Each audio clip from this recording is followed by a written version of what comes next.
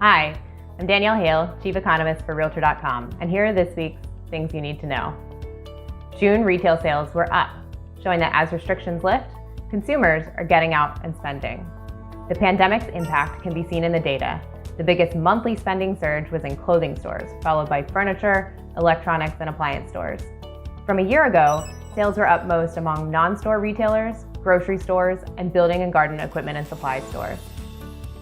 In the labor market, a much higher than normal number of workers continue to file initial claims for unemployment insurance.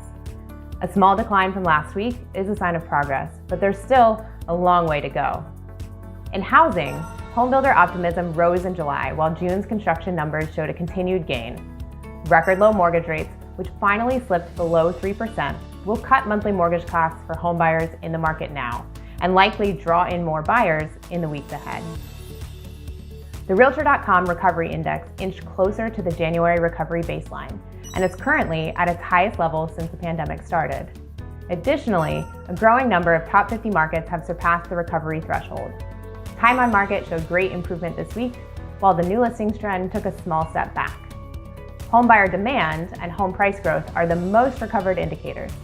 In fact, home price growth is now higher than the pre-COVID pace, and on par with what we saw this time last year.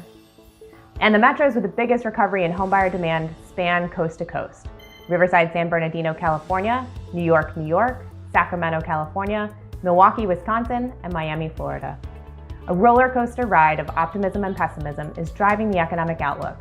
Hopes of progress toward a vaccine can quickly be offset by concern about rising cases of COVID. Against this backdrop, the housing market has benefited from buyers seeking some stability against the uncertainty. My team and I will continue to track these developments and keep you up to date. Have a question about the economy or housing market you want answered? Ask away.